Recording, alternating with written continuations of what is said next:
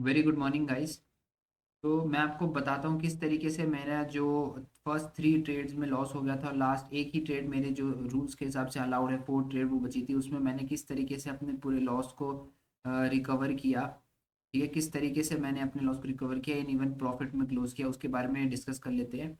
बनी रही इस वीडियो में, आपको काफ़ी मज़ा आने वाला है कि क्या मेरा माइंडसेट था, किस तरीके से मैंने वहाँ पे सोचा, मैंने वेट किया, किस तरीके से मैंने अपनी इमोशनल बीइंग को संभाला, किस तरीके से मैंने क्या किया, आपको सब समझ आएगा। उससे पहले कि एक बात, मैं कुछ टाइम से वीडियो नहीं बना पा रहा था लाइव ट्रेड की हर दिन, जैसे आपको पता है मैं हर दिन की लाइव ट्रेड वीडियो बना रहा हूँ, कुछ टाइम से नहीं बना पा रहा था। रीज़न ये है कि मेरी बहन की शादी है, उसमें मैं बहुत ही ज़्यादा बिजी हूँ। वीडियो बनाना तो छोड़िए, मेरे पास इवन ट्रेड करने का सही से टाइम नहीं है। बट स्टिल लोगों को ये ना लगे कि सर जिस दिन प्रॉफिट हो जाता है उस दिन वीडियो बना रहे हैं, जिस दिन लॉस रहता है उस दिन नहीं बनाते। तो उसके लिए मैं आपको अपना पीएनएल स्टेटमेंट दिखाता हूँ। तो गाइज ये मैंने यहाँ पे 112 सिलेक्ट कर दिया है, और ये चाहिए फर्स्ट वीक जो अभी आया है इसका पीएनएल स्टेटमेंट है। बाकी की वीडियो में पीएनएल स्टेटमेंट भी बनाऊंगा, डोंट वरी। जो पीएनएल की वीडियो आएगी, ठीक है, तो इसको देख लेते हैं। एक सेकेंड। 3900 इसमें कुछ दिखा रहा है, बट इसके अंदर आई गेस चार्जेस अभी इंक्लूडेड नहीं है।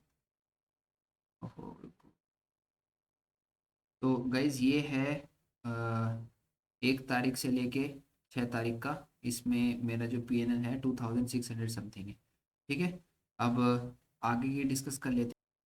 तो मैंने यहाँ पे ये बार रिप्ले चलाया ट्रेडिंग व्यू पे। ठीक है, कि मैंने क्या प्लान बना रखा था, किस तरीके से मैंने सोचा था, पहले मैं उसको एक्सप्लेन करूंगा, तभी आपको उसमें समझ आएगा अच्छे से। तो आप हम कल का अगर चार्ट देखें तो उसके अंदर यहाँ पे एक ब्रेकआउट आया हुआ है। ठीक है, यहाँ पे बहुत अच्छे मूव के बाद ब्रेकआउट आया था, उसके बाद डायरेक्ट यहाँ से फॉल आया है। तो इसके अंदर अगर आप इसको ध्यान से इस चार्ट को एनालाइज करेंगे तो आपको ये समझ आएगा, market clear higher high higher high higher high high low का स्ट्रक्चर बनाते हुए जा रहा था, यहाँ से एक लो बनाया। उसके बाद ये जो चार कैंडल आपको दिखेंगी, इस ये हैं सारी क्वांटिटी इंसर्शन की। ठीक है, ये सब क्वांटिटी इंसर्शन मतलब बिग प्लेयर ने यहाँ पे सेल किया हुआ है, बिग प्लेयर ने यहाँ पे सेल किया है।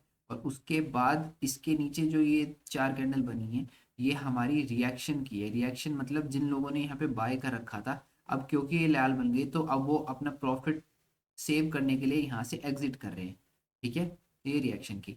उसके बाद जस्ट ये जो अपसाइड मूव आया है, यहाँ पे कुछ प्रॉफिट बुकिंग भी हो सकती है, जो लोग रैंडम सेलर यहाँ पे आए थे वो लोग निकल सकते हैं, बाकी ये बाइंग है।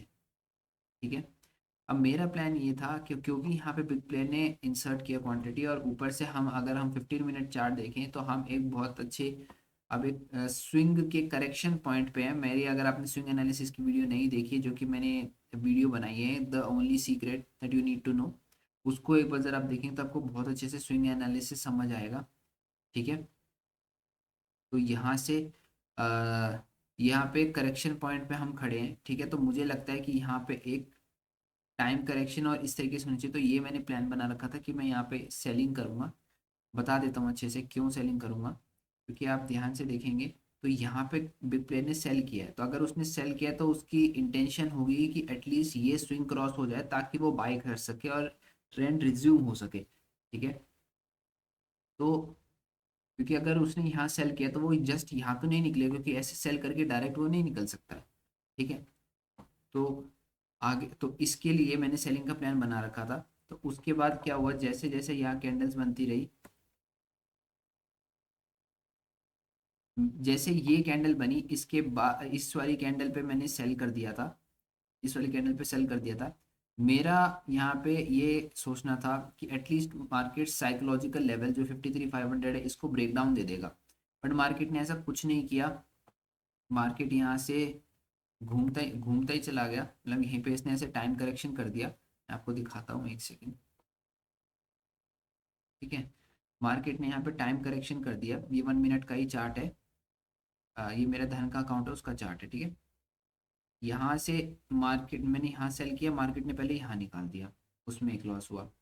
मार्केट में फिर से यहाँ से थोड़ा सा ऐसे स्वीप करके कैंडल यहाँ से रिजेक्शन लेके नीचे जा रही थी, मैंने फिर से सेल कर दिया, मार्केट ने फिर से घुमा दिया। तो 2 बार में मेरा यहाँ पे 2400 रुपये का लॉस हो चुका था। ठीक है, अब मैंने थोड़ा सा ब्रेक लिया, फिर मैंने ये सोचा कि जैसे ही मार्केट यहाँ पे आया, जैसे मार्केट यहाँ पे आया, और ये एक ट्रेंड लाइन बनी हुई थी 1 2 3 करके, ठीक है। फिर जब यहाँ पे ऐसे फेलियर टाइप दिख रहा था, क्योंकि लोकेशन के हिसाब से तो मुझे पता है कि ये गिरना चाहिए, वो मुझे पता है, तो जैसे मुझे यहाँ पे ये मिला तो मैंने यहाँ पे सेल कर दिया, और फिर ये फिर से घूम गया। इसमें मेरा 3,500 का लॉस हो गया था, ठीक है।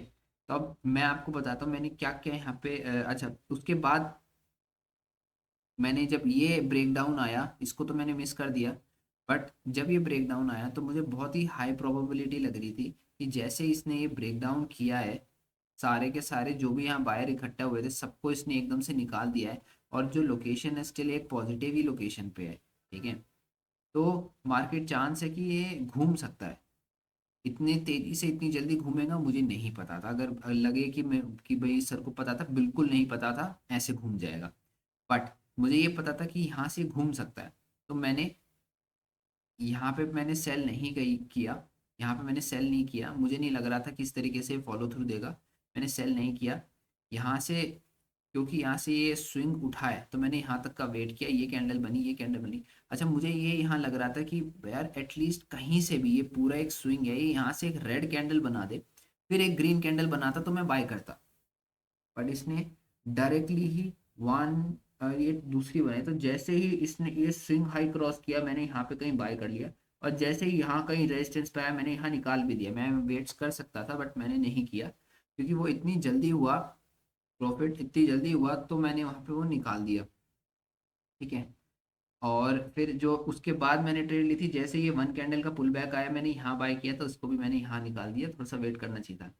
बट इंटरेस्टिंग इसके बाद है ये, क्योंकि अब अगर आप देखें इन कैंडल की लेंथ और शार्पनेस देखेंगे तो बहुत ज़्यादा है।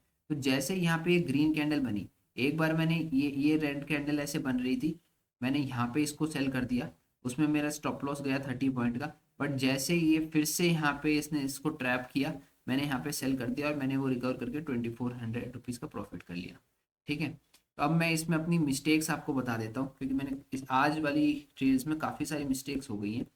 सबसे पहले मेरी मिस्टेक्स थी कि एक क्लोज स्ट्रक्चर था, उसके अंदर मेरे को अपना जो है जितने भी मेरे पीओआई वगैरह है या फिर स्विंग हाई लो है, वहाँ पे मुझे रिएक्शन के लिए वेट करना चाहिए था, ठीक है, एंड मार्क करके रखने चाहिए थे। इसका मतलब ये है, अगर आप देखेंगे तो ये एक स्विंग लो है, ठीक है। यहाँ पे मुझे वेट करना चाहिए था कि जैसे ये ब्रेक डाउन होगा तो नए सेलर्स आएंगे तो एक रिएक्शन अपसाइड की तरफ आ सकता है, ये मैंने नहीं किया, इसमें मैंने मिस्टेक कर दी। उसके जस्ट बाद अगर आप देखेंगे यहाँ पे एक ये सपोर्ट है, यहाँ इसको भी मैंने नहीं देखा, जहाँ तो दोनों दोनों मेरी जो ट्रेड है दोनों में ये मिस्टेक हुई यहाँ पे। और ठीक है, एक तो मेरी ये मिस्टेक थी, उसके बाद मेरी जो मेन एक और मेजर मिस्टेक थी वो ये थी, ये 5 मिनट का चार्ट, मेजर मिस्टेक मेरी ये थी कि मैं यहाँ पे टाइम करेक्शन को एंटिसिपेट नहीं कर पाया, मैंने फोमो में आके जल्दबाजी कर दी, मैं टाइम करेक्शन को एंटिसिपेट नहीं कर पाया, क्योंकि आज आरबीआई की रेपो रेट की मीटिंग भी थी, ठीक है। इसका मेरे को अवेयरनेस नहीं थी, ये मेरी गलती ही है। मैं आप ठीक है, मैं अपनी गलतियां दिखा के आपको ये बताना चाह रहा हूँ कि क्या क्या मिस्टेक्स होती हैं और किस तरीके से उसको ओवरकम किया जाता है, क्योंकि मैंने मेरे चैनल का जैसे आपको पता ही है एक ऑनेस्ट ट्रेडिंग चैनल है, ठीक है। तो गलतियां सबसे होती हैं, बट जो एक प्रोफेशनल होता है वो अपनी गलतियों को मानता है और उनको इम्प्रूव करने के लिए करता है, और जो बिगिनर होता है किसी को तो कोई मतलब ही नहीं अपनी गलतियों से, जो उसको गलती हो जाती है वो गिल्ट में मर जाता है। तो दोनों में से कुछ नहीं करना है, आपको अपनी गलतियां देखनी है, सीखना है, बस एक ये ध्यान रखना है कि ये गलतियां दोबारा ना हो, ठीक है। तो मैंने टाइम करेक्शन एंटिसिपेट मैं नहीं कर पाया, ये मेरी बहुत बड़ी गलती है।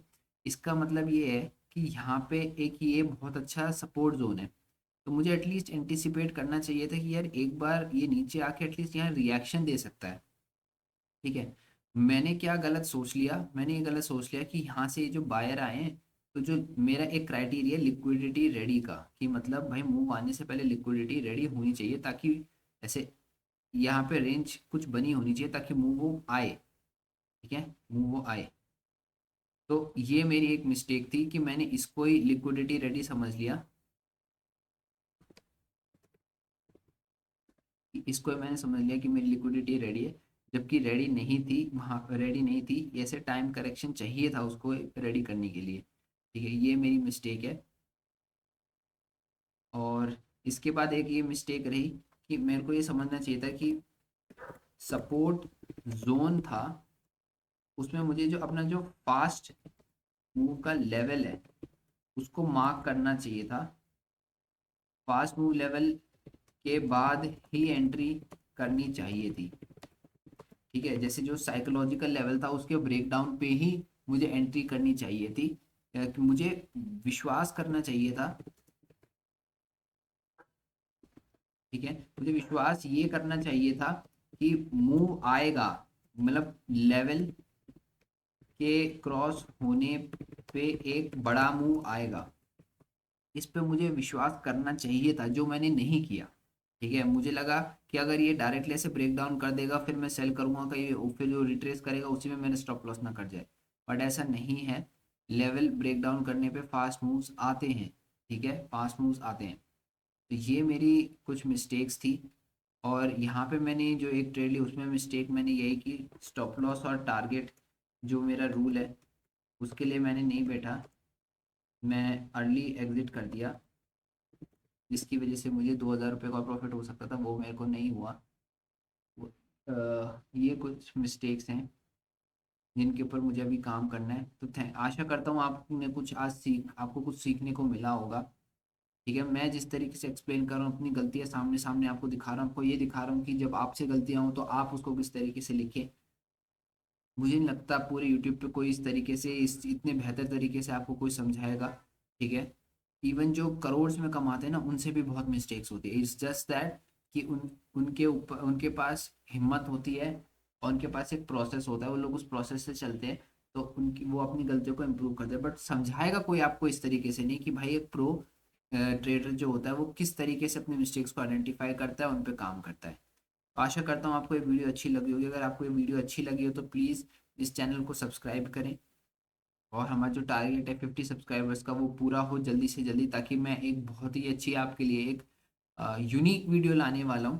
ठीक है, हम एक सेटअप किस तरीके से बनाएं, सेटअप की क्या क्या रिक्वायरमेंट होती हैं, बहुत अच्छी मैं एक वीडियो लाने वाला हूँ। Anyways thank you so much guys, have a great day.